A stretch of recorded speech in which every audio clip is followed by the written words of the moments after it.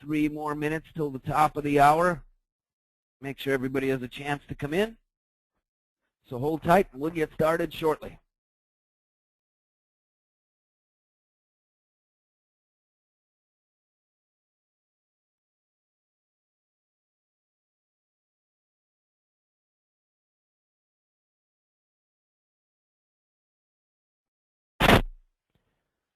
Alrighty, welcome everybody.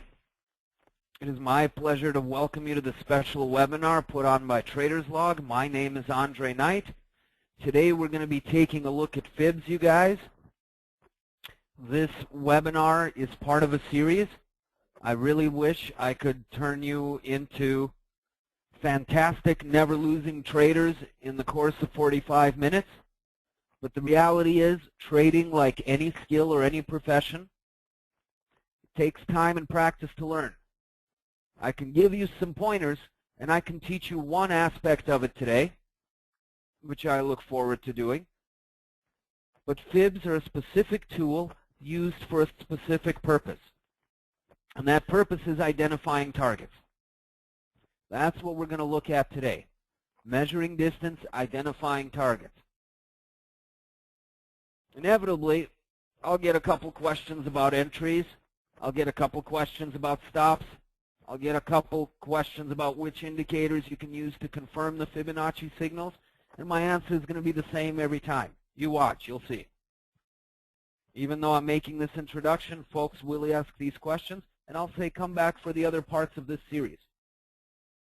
There's simply no way I can teach you everything I've learned about trading over the past 2 decades in 45 minutes. Today we're going to look at Fibs, and we're going to look at targets. There's a prior webinar that's already been recorded by Trader's Log that deals with moving averages and support and resistance. Next webinar is going to deal with pivot points. The webinar after that's going to deal with indicators. Once you know how to set up and read a chart, we'll deal with entries. We'll deal with stop placements. Okay, this is one of an ongoing series, folks. Today we are looking at targets specifically. How to identify targets. Good news is, because Fibs are just a specific tool for a specific purpose, they play really well with other systems. You will learn my system throughout this series. I'll show you exactly how I trade and make my trading decisions day in and day out. But you don't have to use my system. If you've got one that's already working for you, you don't have to change what you're doing. You can use your system for entries, your system for confirmations, and you can just use Fibs to help you find or confirm targets. That's the good thing about it. It plays well with whatever you're already doing. And as I'll demonstrate today, Fibs also work on any currency pair. As a matter of fact, on any instrument. I use them also for trading commodities and for trading stock indexes. It's not currency pair or instrument specific, nor is it time frame specific. You can draw a fib on one time frame, and you can trade it on another. You can draw 2 fibs on 2 different time frames and see where they overlap. I'll show you how to do all of that as we go on. Tim, you're right on time. We just started a couple of minutes ago. Welcome.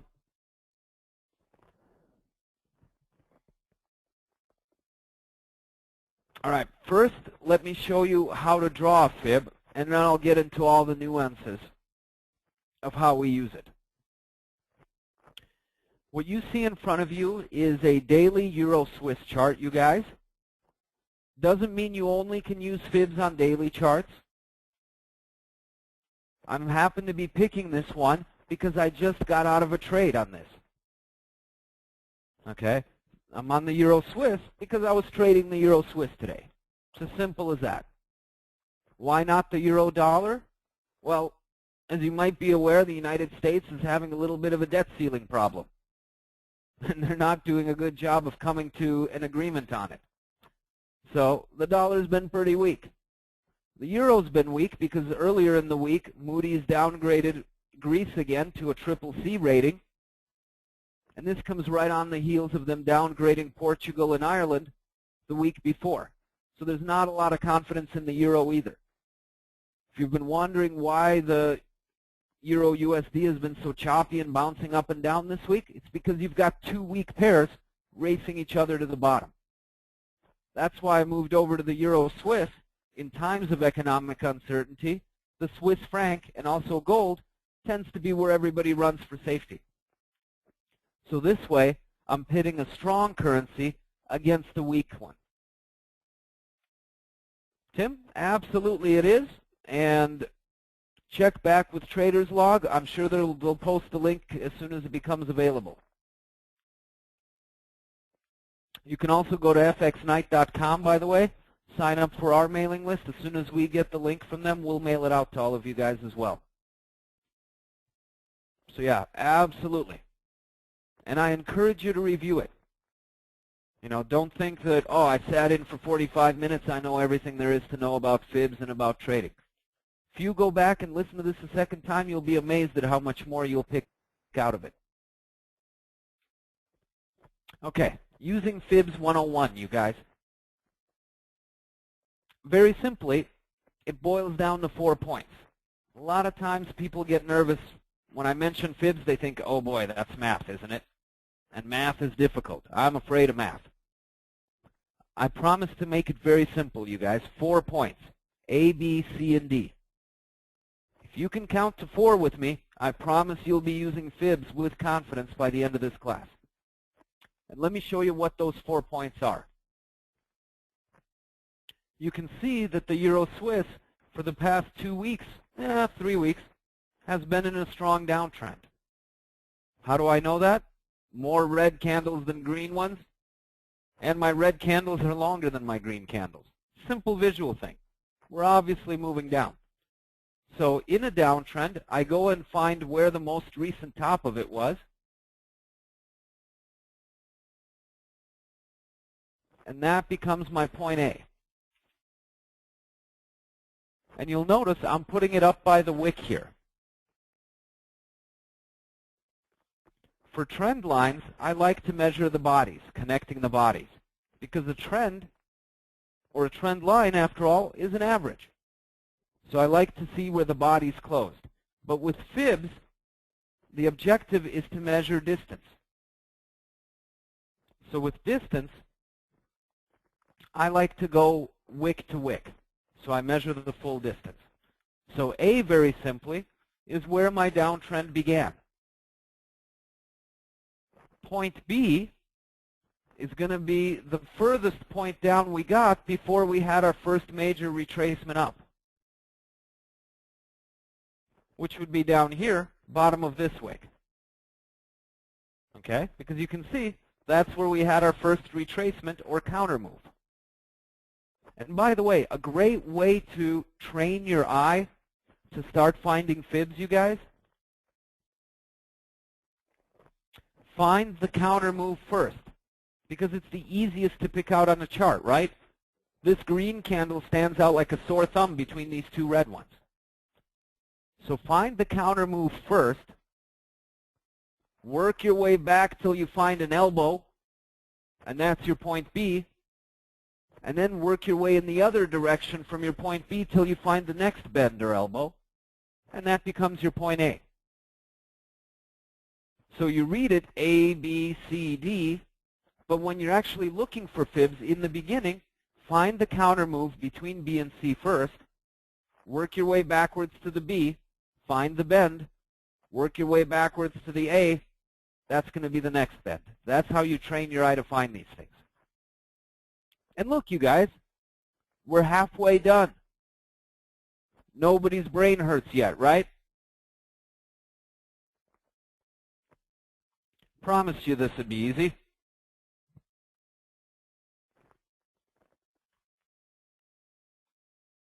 Next thing I'm going to do is reach for my Fibonacci tool. I'm going to, with it selected, put my pointer right at the top of the wick on point A. I'm not going to let go of the mouse. Okay, I'm still holding it down, but with the mouse pressed, I'm going to drag out to point B now. And I let go at point B. I'm just going to move this over just a little bit so we're not crowding the numbers.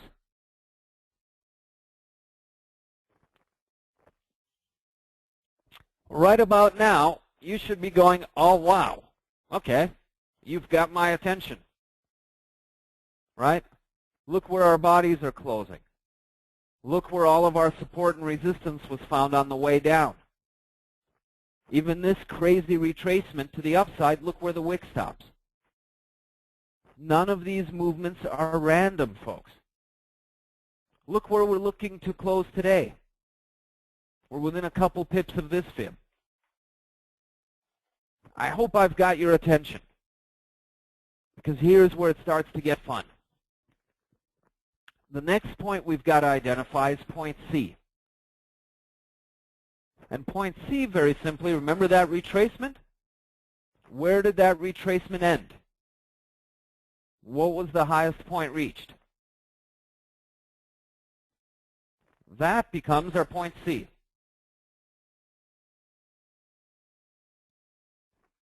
In this case, you can see, no pun intended, that C lands at 50%.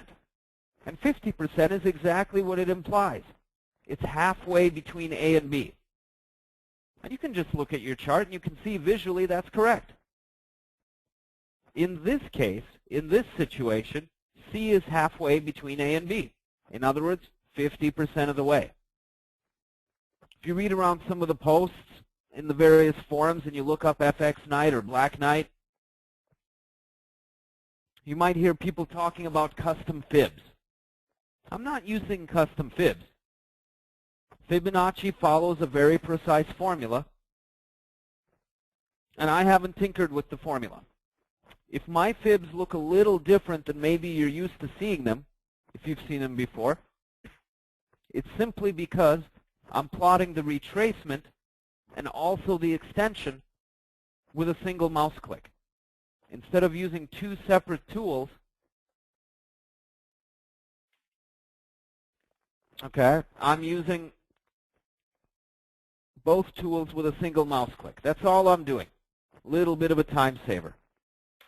And I just posted a link for you guys. You can go there after the class is over.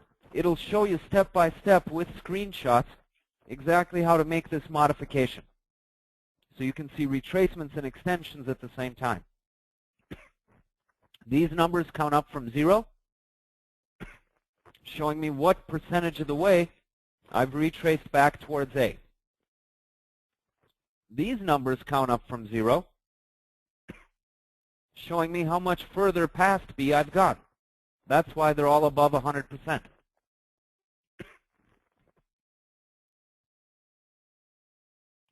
Should be posted in the chat window, Gary. You found it? Good. So that's all it boils down to, folks. Measure A to B, sit back, and watch where C forms. You're not going to know where it forms ahead of time. This isn't about having a crystal ball. It's about watching what price does at each of these levels. It will either find a ceiling or it'll keep going. Once it finds a ceiling and the A to B trend down resumes, then you know you found your C. Your entry, in other words, is not going to be at C. Your entry, by the nature of the beast, is going to be sometime after C. But who cares? Look at this distance and compare it with this distance, right? It's not about picking the tops and bottoms, folks. Prediction is for impressing people at parties.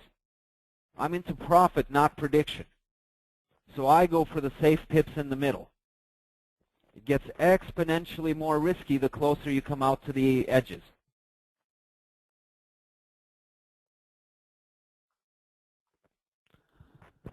Tim, let me see what I can do. Is that a little bit better for you?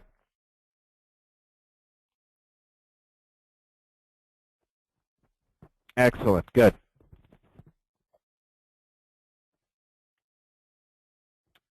So, Fibonacci theory basically boils down to this, you guys. And actually, we shouldn't really call it Fibonacci theory. Theory implies it hasn't been tested and proven correct. This has more than been proven correct. I use it every single day, and I've been using it for years. So technically, we should be calling it Fibonacci fact, not Fibonacci theory. But it basically boils down to this, you guys. If you measure A to B and you identify where C is, you can very reliably predict where D is going to be. D being your ultimate target, or how far you expect this trend to continue, how much further. And there's some simple rules for this. Okay, watch the chat window. I'm going to post them all for you guys. These are the most common ones, at least. The ones I want you to start out trading first because you see them the most often and they have the greatest chances of success. If you retrace to 38 for your C, your D most often will be at 138. If you retrace to 50% for your C, meaning it goes deeper, your target's going to be 161.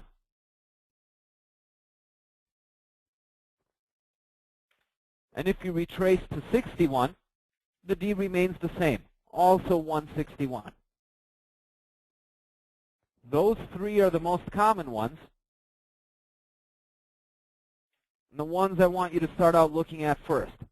And as I mentioned, you can go to this link that I've just posted and you'll learn about all the other, the minor in between levels. But these three are by far the most common. Based on that, you guys tell me, if this is where my C is, where would you expect my D to be?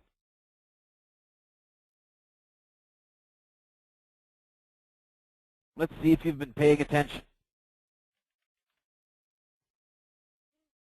161, my gosh, they're good. Which is what price level, you guys? Let's take it a step further. Give me a price.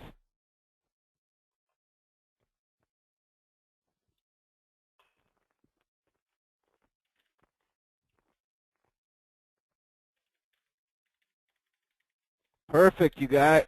Up, up. Phoebe? Not quite. You're getting a little bit ahead of me. I'll cover the bonus rounds in a minute. Based on my C, 1730 is what we're looking at.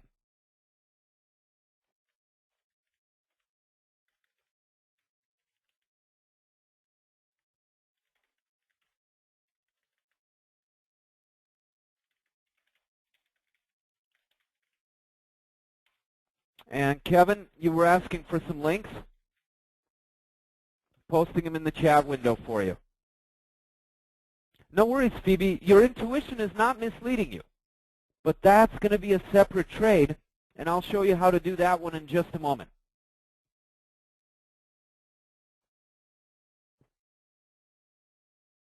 Okay? All we know at first, we don't know ahead of time that it's going to go further, which is why I like to split it up into separate trades.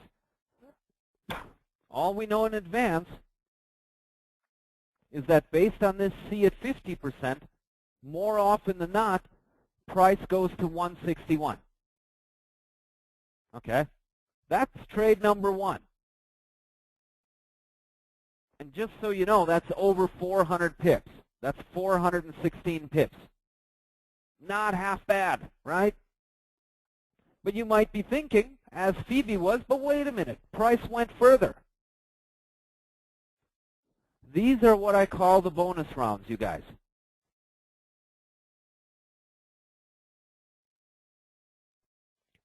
Rebecca, if you look at your chat window, I posted some of the common Fibonacci rules. I got to 1730 based on how deep my C was. Okay, 50 goes to 161. It's one of our three basic Fibonacci movement rules. Can you see the chat window? He might have to pull it out and enlarge it. But you'll see the 3 most common movement rules posted in the chat window. It's 38 to 138, and then both 50 and 61 go to 161. No worries. And the good news is that we are recording this, so you can also review the recording. Okay? So this guy always goes to 138. 38 to 138. 50 and 61, most of the time, go to 161. Okay? Those are the rules that you'll memorize and they'll become ingrained after a while. But what about when we go further? You'll notice, normally what I would expect to happen, I would expect a bounce to happen here. In other words, I would expect 161 to act as our support. But it doesn't act as our support, does it? We actually closed below it. And if you look carefully, we had a tail that came down even lower below it.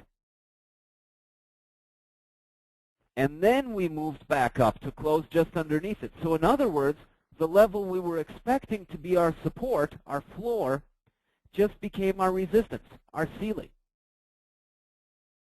And that's when the bonus rounds get activated, Phoebe. I don't always assume there's going to be a bonus round.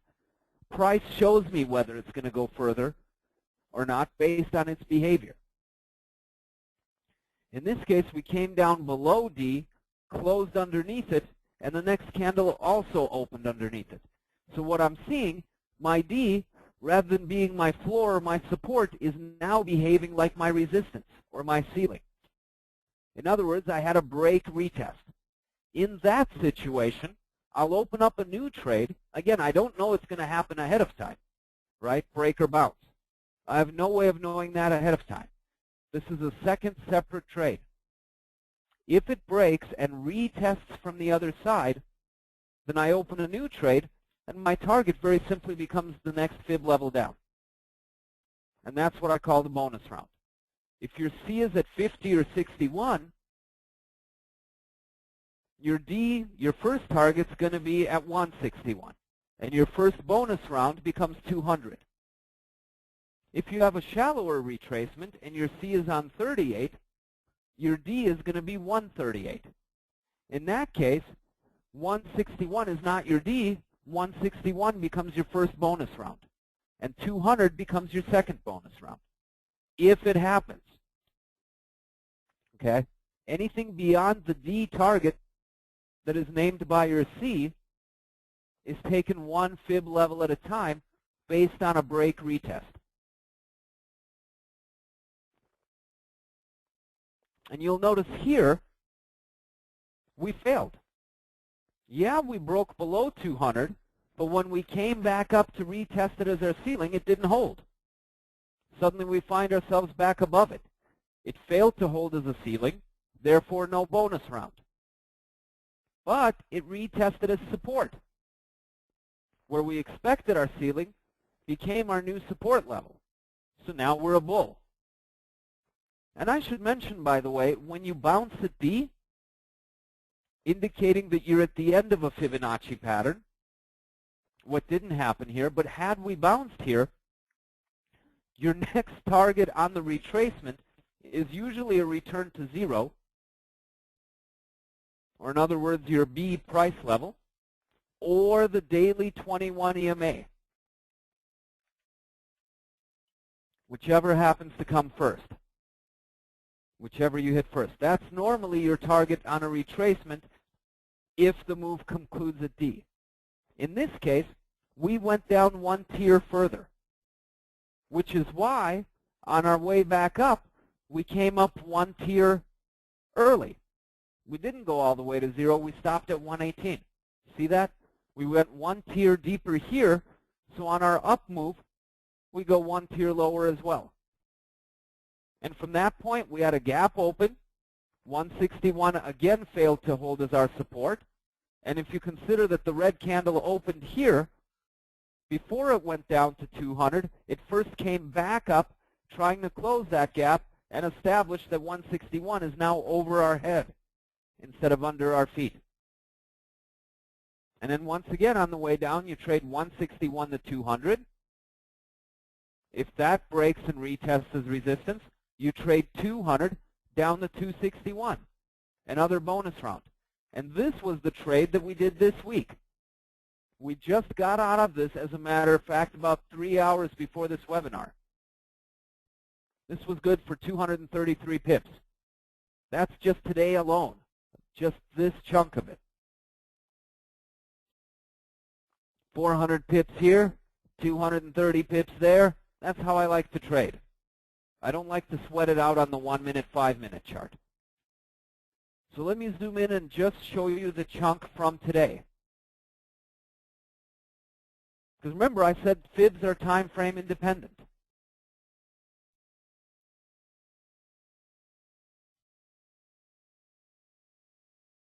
Okay, this is the chunk just from today. I've zoomed into the 1-hour chart. And you can see I had plenty of time. Remember, each of these candles is 1 hour. Look at this thing. It spent 8 hours just sitting here on the 200 level. First, it's our support. Then we break below it, and then look at these 2 green candles followed by the little red candle. We come back up from underneath and establish it as our new ceiling. So this was my entry on Monday right here. Once we establish this as a ceiling and push down off of it, I know I'm setting myself up for a 200 to 261 bonus round. And yeah, we went a few pips beyond it. Oh well. For me, it's not about picking the tops and bottoms, just like with point C. Point C is not your entry. Point C identifies point D, your target. Your entry is a separate signal based on the particular system you're using. You know, some people use a moving average crossover. Some people use a candlestick formation. I'll show you some of my favorite entries in a future webinar. We'll have one webinar just devoted to the different kinds of entry signals. Okay? Entry happens after C. And just like price can sometimes go a little bit beyond your target. I don't care, you guys. I'm not in the prediction game. I'm in the profit game. I go for the low-hanging fruit, the safe pips in between the tops and bottoms. And anyway, just because we broke below is not enough to convince me to short again. We have to finish the move back up to retest it from underneath as resistance. Then and only then would I could consider a further trade. Okay? And you can see also how Fibs are time frame independent. I drew this on a daily chart. You're now looking at a 1-hour chart. Without moving the Fib, the same levels are important. So I like to do my analysis top-down at the start of the day. Start with the larger time frame, zoom my way in until I have a clear picture of what's happening and where the key levels are waiting. If I see a zigzag, I draw a Fib. If I don't see a zigzag, I don't draw a Fib. I don't have to draw 1 Fib per time frame. I draw them wherever I see zigzags, and then I zoom in on my favorite time frames and trade them from there. What if you're a scalper and you like the 5-minute chart?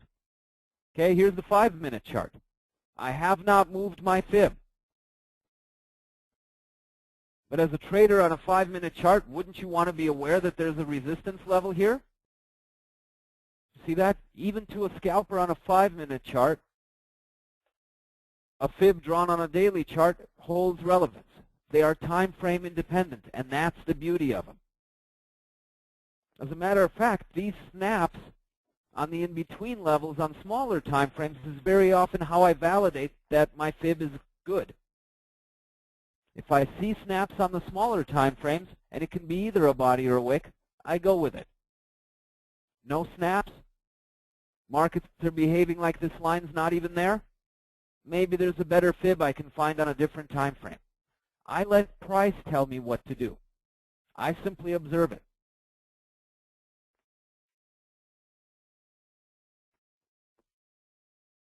Okay, Phoebe was asking what are my parameters for the choice of points B and C. Simply price action. I observe and I react accordingly. Okay? And again, the best way to find them is usually by finding this in-between move, the counter move. If I find the counter move, I know my B and C are at either end of it. Then I just extend it out till I find the bends, or the elbows as I like to call them. And once you have B, you work your way around the bend, and you work your way towards A. A is going to be when you encounter the next bend.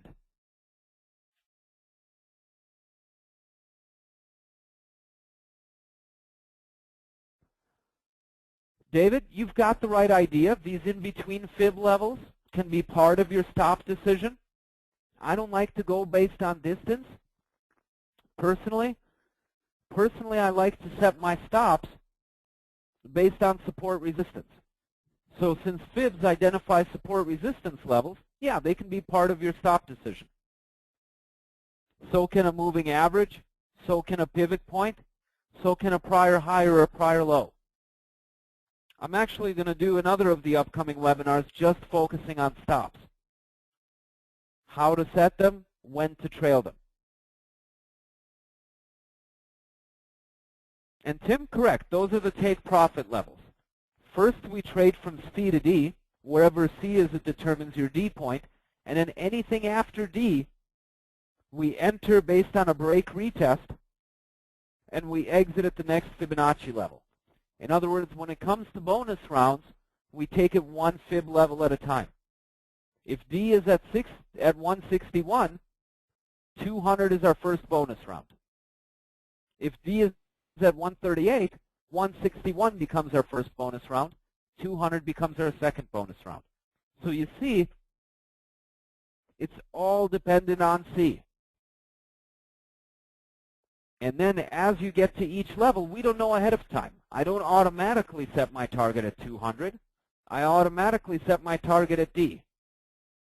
And I get out here. And then I wait and watch and see. Either we bounce off of D, and then I trade back to 0, or my daily 21 exponential moving average, whichever comes first.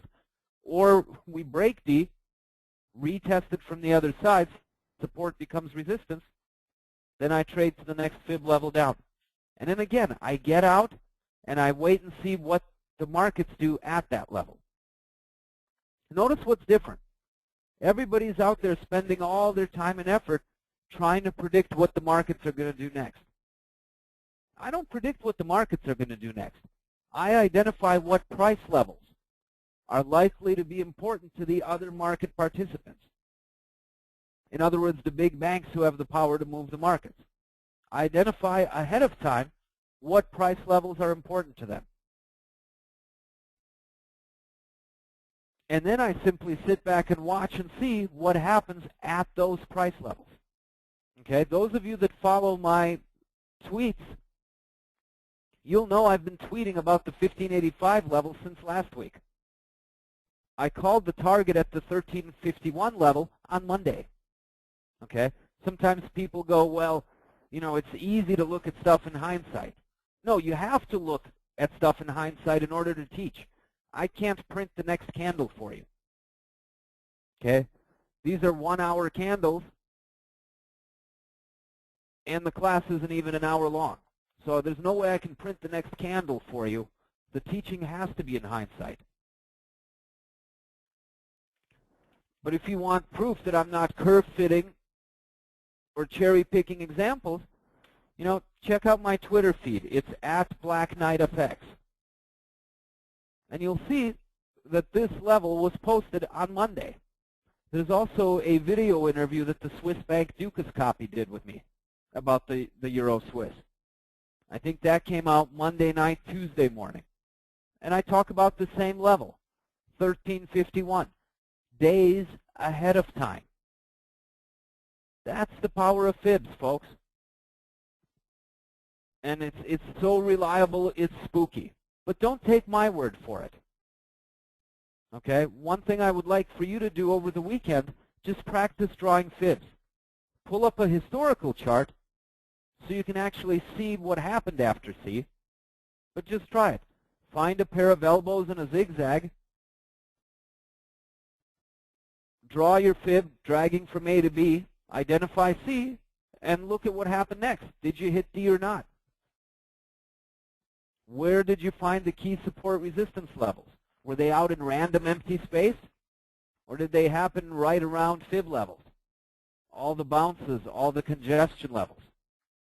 Prove it to yourself, you guys. I don't expect you to take my word for it. The more you practice, the better at it you'll get. Remember, start out by finding this in-between level and then work your way backwards. This is going to be the easiest thing for your eye to spot on a crowded chart.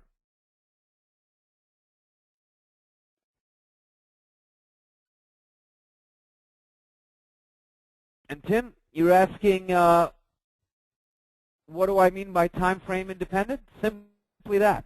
I'm drawing this on the daily chart. This level is still important to me on my hourly chart. So is this one, right? Here it's acting as a ceiling. Here it previously acted as a ceiling. I drew it on the daily chart. I'm looking at it on the 1 hour chart. Here I zoomed into the 5-minute chart. It's time frame independent. It works on all time frames, in other words. As a matter of fact, let me show you something really cool.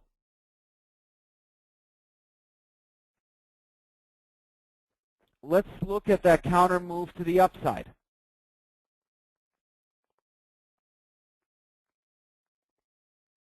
Okay, remember we had that little move up, back up to the 118 before we came down for the double bottom?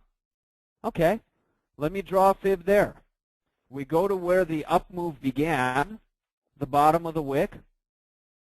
I'm holding my mouse down, and I go to the top of the wick before we had our first major retracement down. And look what I see.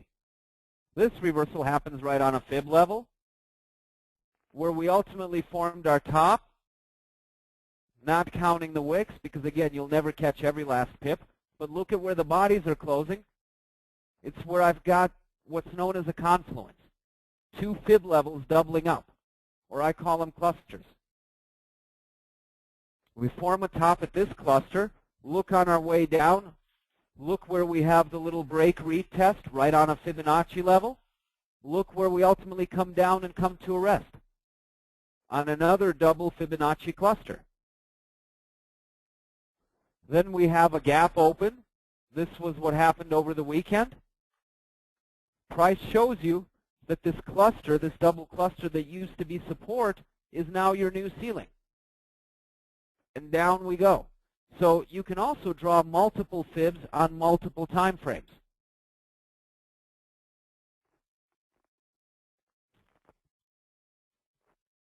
That's where it gets really cool. But again, you don't have to draw a fib on every time frame, you guys, because then your chart's going to get really cluttered.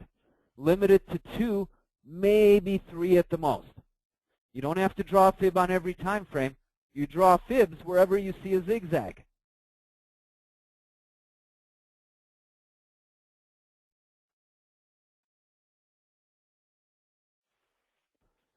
Will, you were asking if the retracement is always 1 candle long, the B to C retracement? No. In this case it was. It'll take however many candles it takes. Again, I'm not trying to nail an entry right at C. Usually your entry will be a little bit after C, but you still have a long, long way to go to reach your D. So don't worry about it. Okay, you see C after the original A to B move resumes. Sometimes it's a candle, sometimes it's 10 candles. You wait until you see it, and then you act. Tim, you were asking how many bonus rounds I can have before I redraw my fibs. It's different in every situation. Sometimes you get none at all. Sometimes you get 2 or 3. Sometimes you only get 1. Each situation is different. I typically redraw my fibs when I notice price is no longer snapping to them.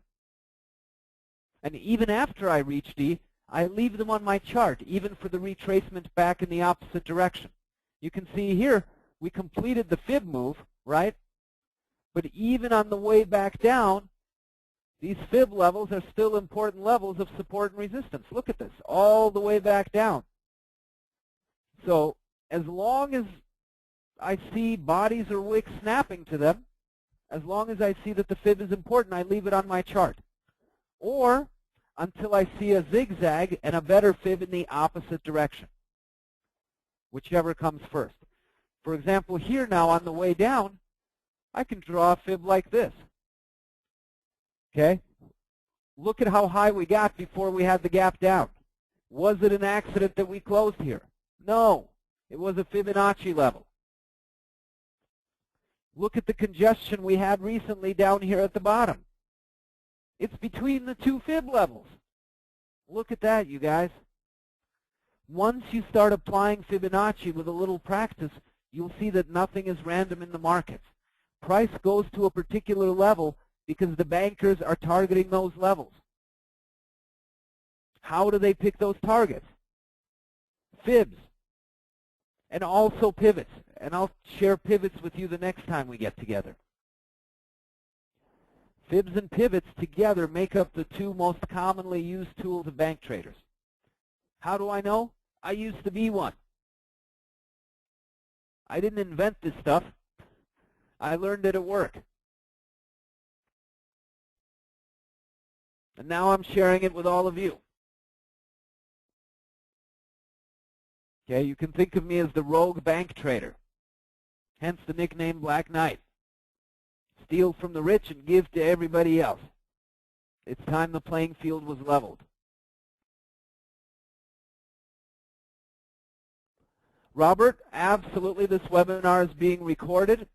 If you go to FXStreet.com, sign up for our mailing list. As soon as we get the link, we'll forward it out to you.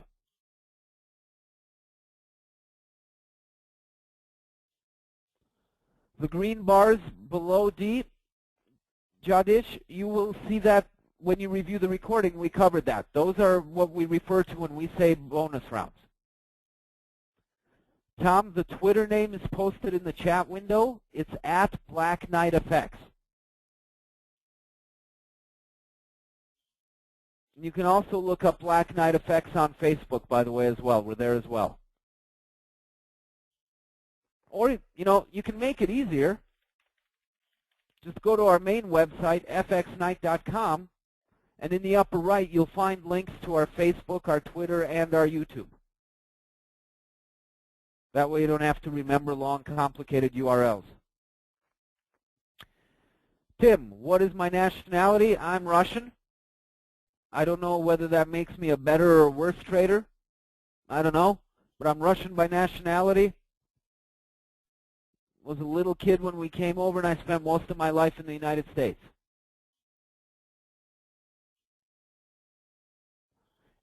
Ed, the criteria for A to B, very simply the most recent high and the most recent low. You measure top down in a downtrend. You measure bottom up in an uptrend. Tim was asking if I can put the ABCs on the new fib I drew. Absolutely. A is up here.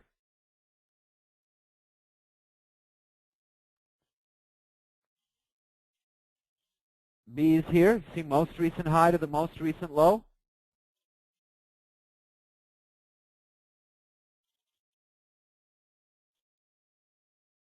C would go right about here.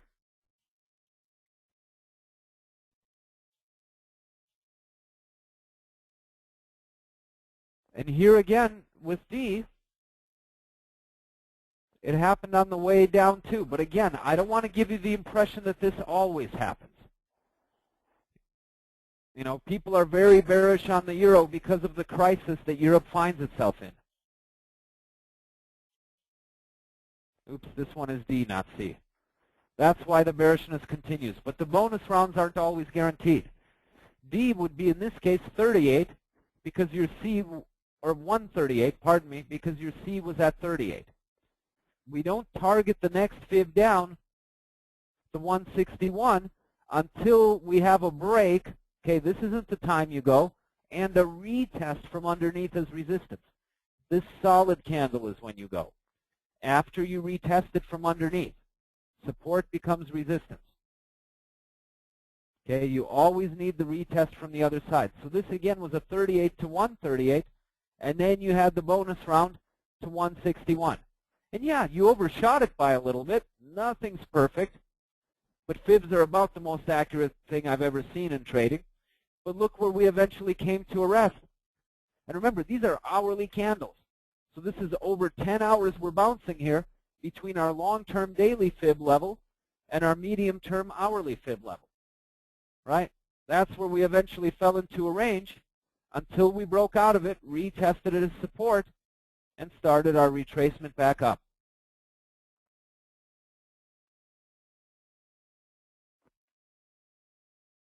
Tom, you can certainly use fibs on the 1-minute and 5-minute chart. If you're just starting out or if your results are inconsistent, I don't recommend it though. There's a lot of noise down on those time frames. If you're more experienced, feel free. But if you're just starting out, you will find your way to consistency and profitability faster using the 1-hour, 4-hour chart combination. Wait till you get stable results there first. I use the 4-hour chart for the direction, and then the 1-hour chart to find entries in that direction. That's usually how I do my analysis, top down. Wait till you start getting consistent results on the 1-hour, 4-hour combination first, and then try lower time frames. Because if your results are all over the place on the 1-hour chart, they're not going to get better as you look lower. You're only going to encounter more noise and more whipsaws. That's been my experience. Cut your chops on the hourly chart first, and then go lower as your skills improve.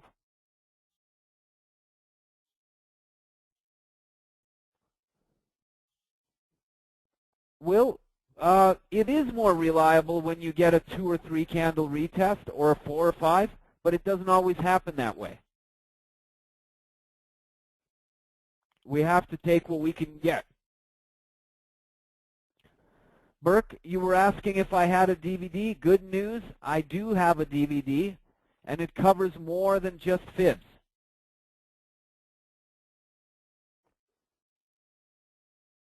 It's actually about 4 hours, 4.5 hours worth of instruction, and it presents my entire trading system, not just fibs. Here's a link to it. It's called Forex Trading Secrets Revealed. Everything I learned as an institutional trader in one complete volume. We also have what's known as our pro training. Okay, the DVD will teach you the basics, but I'll tell you, to really get a system down, there's nothing like working with a coach. See, if you go to FXStreet.com, you'll find a bunch of free stuff. Free chat room, free forum, even a free live streaming news block service to alert you of breaking news. The only thing I charge for is my time if you want ongoing coaching. But that's what we do. We don't just sell a system. We give you the ongoing coaching to make sure you're getting the most out of that system. Because every trader is different. And Tim, that's correct. I would have taken profit at the 138. And then 38 to 161 is a separate trade once again. Because we don't know ahead of time that's going to happen. We need the retest as resistance first to trigger that next entry. Anything beyond D, you take one fib level at a time.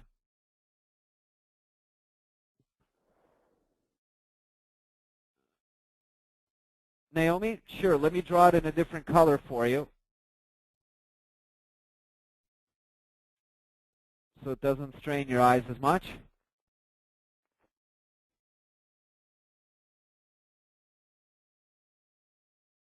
Let's see, how about if I make this one orange? And here you can see the two different fibs and how they interact together.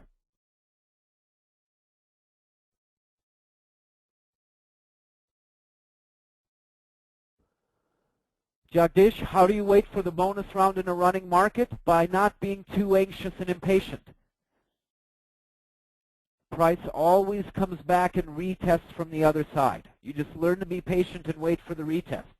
And if you do so, not only do you enter with more confidence, you also get to enter at a better price. closer to your stop so there's lower risk, further from your target so there's more profit potential. Your risk-reward ratio is improving by the second, so learn to be patient and wait for the retest. John Wu is wondering if you can use this with range bar charts. Absolutely. As a matter of fact, you'll notice my DVD with Marcus Heitkotter from Rockwell Trading, who's pretty much the king of range bar trading. Again, you just look for the snaps. Absolutely. That's what I love about Fibs. It's compatible with all trading systems. Kevin, you wanted to find us on Facebook? Just go to FXStreet.com, buddy, and you'll see a Facebook icon right in the upper right-hand part of the web page. Intraday, probably 1 hour, 4 hours, your best combination. Tim, I usually don't look below the 1 hour chart. By that point, I've looked at the weekly, the daily, the 4 hour, the 1 hour. That's enough for me to make an informed decision.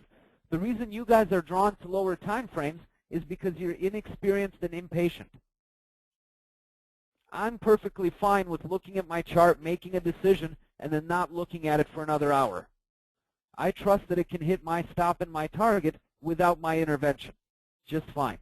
And that kind of confidence will come to you as well with practice. I found when I look lower, I just get more noise, not more clarity. But you need a certain amount of experience to be able to trust in that.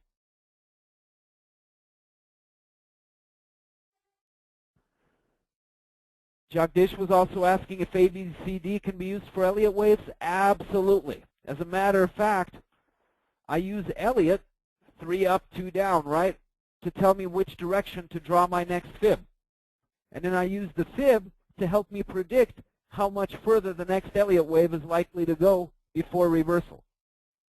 So yeah, as I said, fibs work really well with other systems. They work with Elliott especially nicely.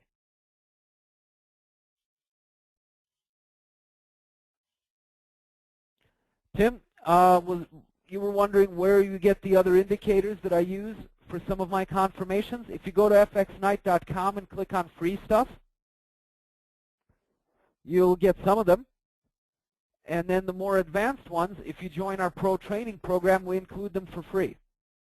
Or if you open an account with one of our recommended brokers. So the good news is we give all of our indicators and charting templates away for free. The bad news is I'm not going to give you the more advanced ones at any price. Not unless you let me teach you how to use them first. Because I want to make sure you're using them correctly.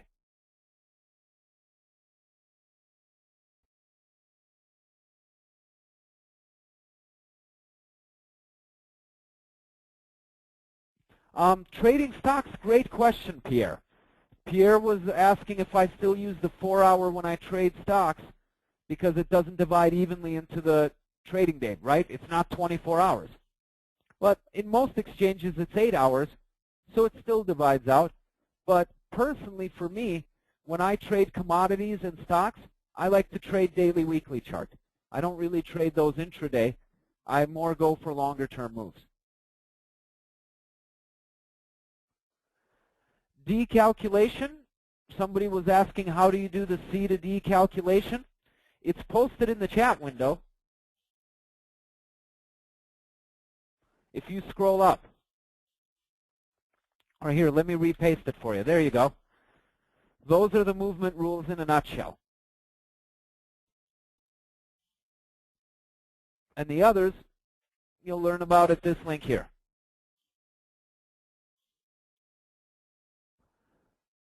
Tim, what is the difference between range bar, volume bar, tick bar? That's a little bit outside the realm of a Fibonacci webinar. It would take me a whole hour to get into the fine differences. But volume is based on buying and selling volume. Range bars are based on a certain preset distance that you specify. Tick bars are based on any individual tick up and down. My personal preference is tick bars. I use another tool called Acuity Workstation that's really good at tick-based trading. Maybe I'll do a webinar on Acuity Workstation in an upcoming webinar, but it's out of the realm of the scope of this one. But you can read a little bit about it here. I posted a link for you. My personal preference is tick bars. You know, you ask Marcus Heitkotter, he'll tell you range bars are his favorite. It's not that any one is better or worse than another. It's which one yields the best results for you.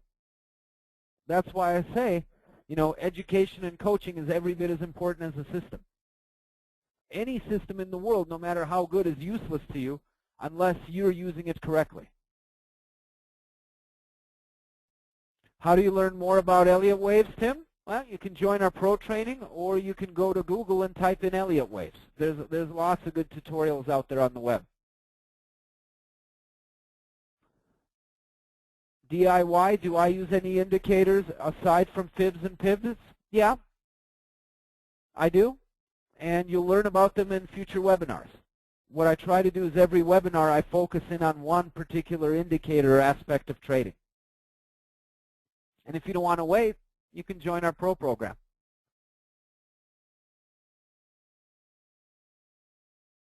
Jadish was asking if you can email us for further understanding. Yeah, there's a contact us link on the website as well.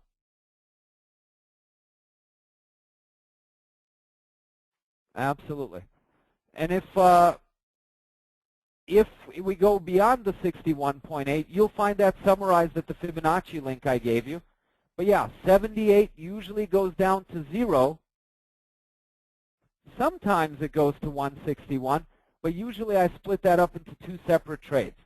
78 to 0 is one trade, because now the fear starts to overpower the greed. That's what happens.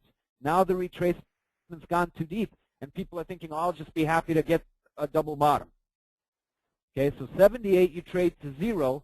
If 0 breaks and retests, then you take a second trade from 0 to 161, just like you would have if there was a 61 retracement. I split it up just to play it safe. All right, you guys, thank you all very much. Dan, I really appreciate you letting me go a little bit over my time just so I could get all the questions answered. Really appreciate that. And once again, you guys, don't let it stop there. Visit me at FXNight.com. Let's continue the dialogue. Okay, I don't expect you to master this after one class. Practice makes not only perfect, but also profitable. Thank you all very much. I'll see you next month for the next one. And until then, may all your trades be profitable ones. Take care, everybody.